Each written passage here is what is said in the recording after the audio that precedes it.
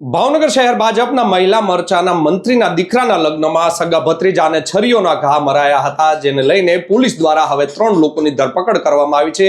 શા માટે છરીઓના ઘા મરાયા હતા, શું હતું તેનું કારણ, જેની વિગતે વાત કરીશું અમારા અહેવાલમાં। વૈષ્ણવજન તો તેને કહીએ જે પીડ પરાઈ જાનાને રે। નમસ્કાર દર્શક મિત્રો, નવજીવન ન્યૂઝમાં આપનું સ્વાગત છે। હું છું આપનો યશપાલસિંહ ચૌહાણ। આજથી 2 દિવસ પહેલા એટલે કે તારીખ 10 ના રોજ સાંજના 7 કલાકે ભાવનગર શહેરના ડી ડિવિઝન પોલીસ સ્ટેશનની હદમાં આવતા ફુલસર વિસ્તારમાં ભાવનગર શહેર ભાજપના મહિલા મોરચાના જે મંત્રી છે શારદા સોલંકી, તેના દીકરાના લગ્ન હતા, જેનો વરઘોડાનું ડીજે છે તે ચાલી રહ્યું હતું। ત્યારે જ 3 લોકો દ્વારા શારદા સોલંકીનો જે સગો ભત્રીજો છે રાજદીપ મેર, તેને ઉપરા છાપરી છરીઓના ઘા ઝીકી અને ત્યાંથી ફરાર થઈ ગયા હતા, જેને લઈને સમગ્ર વિસ્તારમાં ભારે ચકચાર મચી જવા પામી હતી। સાથે જ જે લગ્નનો જે અવસર હતો તેમાં ખુશીનો અવસર હતો તે માતમમાં ફેરાઈ જવા પામ્યો હતો અને ગંભીર હાલતે રાજદીપ મેર જે કોળી યુવાન છે જેને છરીઓનો ઘા ઝીકી દેવાયા હતા, તેને તાત્કાલિક શહેરની સરટી હોસ્પિટલ ખાતે સારવાર અર્થે ખસેડવામાં આવ્યો હતો। ત્યારે જ ત્યાં રાજદીપ મેરની જે પત્ની છે તેણે મીડિયા સમક્ષ આક્ષેપ કર્યા હતા કે 6 મહિના પહેલા મેં રાજદીપ સાથે પ્રેમ લગ્ન કર્યા હતા, જેની દાજ રાખીને મારા ભાઈ તથા તેના જે મિત્રો છે તેના દ્વારા છરી વડે હુમલો કરવામાં આવ્યો છે અને મારા પતિને છરીઓના ઘા ઝીકી દેવામાં આવ્યા છે।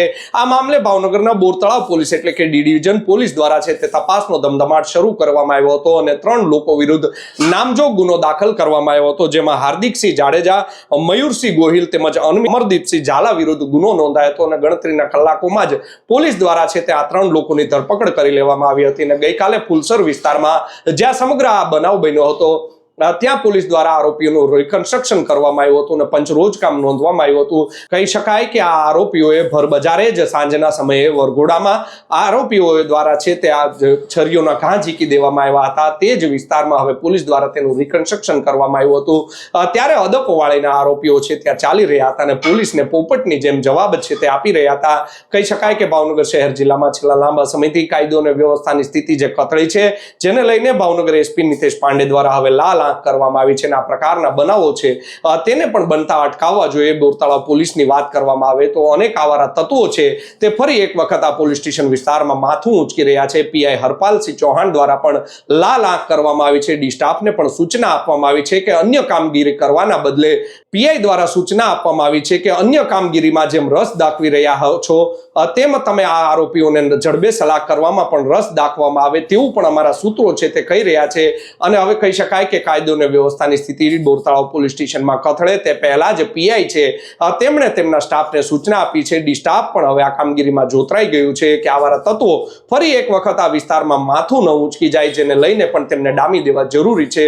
લોકો પણ કહી રહ્યા છે કે ડી ડિવિઝન પોલીસ સ્ટેશન વિસ્તારમાં જે આવારા તત્વો છે તે ફરી એક વખત બેફામ થઈ રહ્યા છે, તેને ડામવા ખૂબ જ જરૂરી છે। આ મામલે ભાવનગર એસપી દ્વારા પણ કડક પગલાં છે તે ભરવામાં આવી રહ્યા છે અને આ 3 લોકોનું રિકન્સ્ટ્રક્શન કરીને તેમની સત્તાવાર રીતે ધરપકડ છે તે કરી લેવામાં આવી છે।